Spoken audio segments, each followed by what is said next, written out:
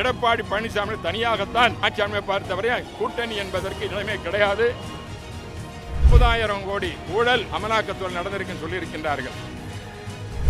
ஊழல் செய்தது சரியாக சொல்பவர் செந்தில் பாலாஜி. அனைத்து இந்திய அண்ணா திராவிட சேர்ந்த 4 உறுப்பினர்களும் எதிர்த்து வாக்களித்திருக்கிறோம். எடப்பாடி பழனிசாமி அவர்கள் ஒரு சரியான முடிவு எடுத்திருக்கிறார்கள். காரணம், இந்த சூழ்நிலையில் தமிழ்நாட்டினுடைய அவல நிலை தெரியும், குடும்ப அரசியல் தெரியும், ஊழல் உங்களுக்கு தெரியும். அமித்ஷா அவர்களை பேட்டி கொடுக்கும் பொழுது 30,000 கோடி ஊழல் அமலாக்கத்துறை நடந்திருக்குன்னு சொல்லியிருக்கின்றார்கள்.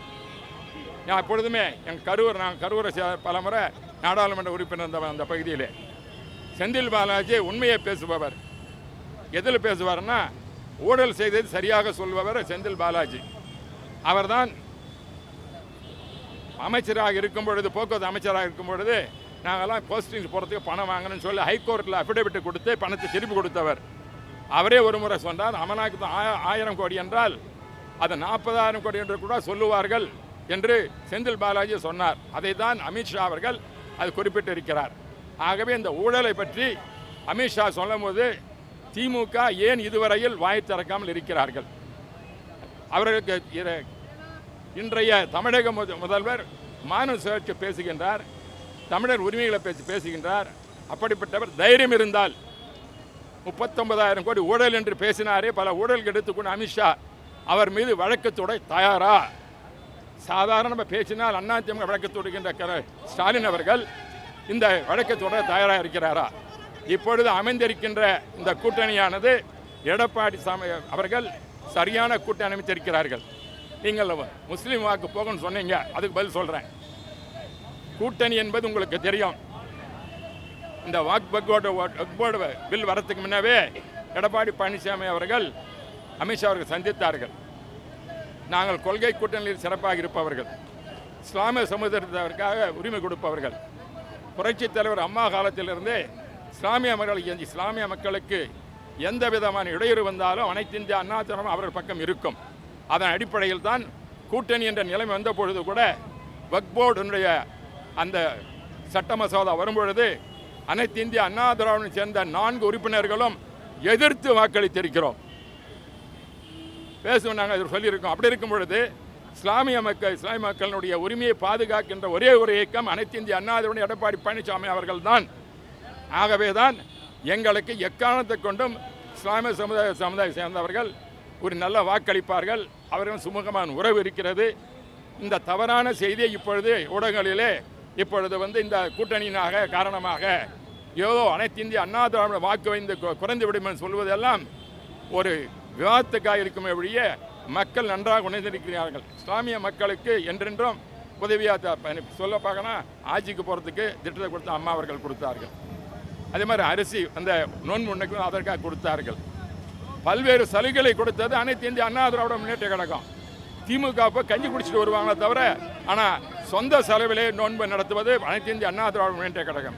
ஆகவே இஸ்லாமிய மக்களுக்கு தெரியும், இஸ்லாமிய மக்களுக்கு ஆபத்து இருந்தால் இந்த கூட்டணியிலிருந்து நாங்கள் சரியான முறையில் அதற்காக உரிமையை கொடுப்போம், விட்டுக் கொடுக்க மாட்டோம் என்பது தெரியும். அதனால தான் வக்ஃப் போர்டில் வரும்பொழுது எதிர் வாக்களித்திருக்கின்றோம். ஆகவே இந்த கூட்டணிக்காகவோ அதற்காக பயந்து கொண்டு எடப்பாடி பழனிசாமிகள் பின்வாங்கவில்லை. அவர் மிகவும் வலிமை மிக்கவர், மக்களால் தேர்ந்தெடுக்கப்பட்டு சிறந்த 4 ஆண்டு சிறப்பாக ஆட்சி செய்தவர், தமிழக மக்கள் நன்மை பெற்றவர், ஒரு ஏழை விவசாயி. அவருக்கு இந்த நாட்டு மக்களுடைய உணர்வுகள் தெரியும். அதன் அடிப்படையில் தான் அவர் இந்த கூட்டணி அமைத்திருக்கின்றார். அது மட்டுமல்ல, திடீரென்று கூட்டணி அமைக்கவில்லை. சென்ற பொதுக்குழு செயற்குழுவிலே அவருக்கு முழு அதிகாரம் தரப்பட்டது. திராவிட முன்னேற்ற கழகத்தை வீழ்த்துவதற்கு எந்த இருந்தாலும் மற்ற சேர்க்க வேண்டும், கூட்டணி சேர்க்க வேண்டும் என்று தெளிவாக அந்த செயற்குழு பொதுக்குழு உரிமை தரப்பட்டது. அதன் அடிப்படையில் தான், ஜனநாயக முறை அடிப்படையில் தான் எடப்பாடி பழனிசாமி அவர்கள் இப்பொழுது பாஜக கட்சியினுடைய கூட்டணி அமைத்திருக்கின்றார். மற்ற கட்சிகளும் வர இருக்கின்றன. இதுதான் உண்மை. ஆகவே இஸ்லாமிய மக்களுடைய ஓட்டு என்றுமே அனைத்து இந்திய அண்ணா அதிகமாக உரிமை குறைவதற்கு வாய்ப்பே கிடையாது. அமித்ஷா பேசும்போது அதிமுக தலைமையில் தான் கூட்டணி, அதிமுக பாஜக கூட்டணி ஆட்சி அதிகாரத்தில் பங்கெடுக்கிற மாதிரி அமித்ஷா பேசுகிறார். சொல்ல கேளுங்க சொல்லுங்க. எங்களுடைய கட்சியினுடைய கழக பொதுச் செயலாளர் புரட்சி தமிழர் எடப்பாடி பழனிசாமி சரியான முறையில் நேற்று சொல்லியிருக்கின்றார். தமிழகத்தில் இதுவரை ஏதாவது கூட்டணி ஆட்சி அமைந்திருக்கிறதா? 1952 52 நடைபெற்ற சுதந்திரம் நடந்த பிறகு நடந்த தேர்தலில் மெட்ராஸ் ப்ராவின்ஸ் என்ற இந்த பகுதியிலே காங்கிரஸ் தோற்கடிக்கப்பட்டது. 155 சீட்டு தான் காங்கிரஸ் வாங்குச்சு. நான் காங்கிரஸும் 166. இப்போ பிரகாசம் என்பவர் முதலமைச்சருக்காக போட்டியிட முயற்சி செய்தார். நேரு அவர்கள் தடுத்தார். காமராஜர் அவர்கள் எம்எல்ஏக்கு நிக்கல், எம்பிக்கு நின்று லோக்சபாவுக்கு போயிட்டார். யார் அமைப்பது? ராஜாஜி அவர்கள் தான் காங்கிரஸ் ஆட்சியை மைனாரிட்டி அமைச்சு அமைத்தார் அந்த நேரத்தில். அப்பொழுதும் கூட்டணி ஏற்படவில்லை. அப்பொழுது ராமசாமி படையாட்சியினுடைய கட்சி, என்ஜி ரங்கா கட்சி அவர்கள்லாம் காங்கிரஸில் சேர்த்து உறுப்பினர் ஆக்கித்தான் அவர்களுடைய அங்கே கூட்டணி ஆட்சி இருந்ததில்லை. அதேபோல் காமராஜர் 2 முறை ஆட்சி அமைத்தார். 57 62 கூட்டணி ஆட்சி கிடையாது. அதே போல் பேரன் அண்ணா அவர்கள் 67 ஆட்சி அமைத்தார். கூட்டணி என்பது கிடையாது. புரட்சி தலைவர் அவர்கள் 72 அதுக்கு பிறகு ஆட்சி அமைத்தார்கள். அந்த கட்சியை விட்டு பிரிந்த பிறகு 77 வெற்றி பிறகு ஆட்சி அமைத்தார். அப்பொழுதும் கூட்டணி ஆட்சி கிடையாது. சொல்ல போனால் 2006 ஒரு நிலைமை ஏற்பட்டது. திமுக 93 சீட்டு தான், அவருக்கு மெஜாரிட்டி கிடைக்கல. பிரணாப் முகர்ஜி இங்கே வந்தார். காங்கிரஸ் கூட்டணியில் சேர்த்த வேண்டும் என்று அப்போ கோரிக்கை வைத்தார். அப்படி என்ன சொன்னார் கருணாநிதி அவர்கள்? கூட்டணி வைத்தால் நான் முதலமைச்சர் பதவி வைக்க மாட்டேன், இதை சொல்லுங்கள் சோனியா காந்தியிடம். 2004 செய்தது உதயம் மறந்துவிட வேண்டாம் சொன்ன பிறகு சோனியா காந்தி கூட்டணி வேண்டாம், அவரே ஆள வேண்டும் என்று சொன்னார்கள். அதே நிலைதான் இன்றும் வருகின்ற 2026 எடப்பாடி பழனிசாமி தனியாகத்தான் ஆட்சி அமைப்பார் தவிர கூட்டணி என்பதற்கு இடமே கிடையாது.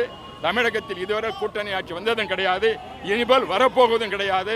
இதுதான் தெளிவாக எங்களுடைய கழகத்தினுடைய பொதுச் செயலாளர் தெளிவாக சொல்லியிருக்கின்றார். ஆகவே கூட்டணி ஆட்சி என்பது தமிழகத்திலே திராவிட கட்சிகளே இருந்தது கிடையாது, இருக்க போவதும் கிடையாது. காங்கிரசும் கூட்டணி ஆட்சி அமைத்தது இங்கு கிடையாது. இதுபோன்ற செய்திகளை மேலும் தெரிந்து கொள்ள எங்களது யூடியூப், ஃபேஸ்புக் மற்றும் ட்விட்டர் ஆப்களை சப்ஸ்கிரைப் செய்யவும்.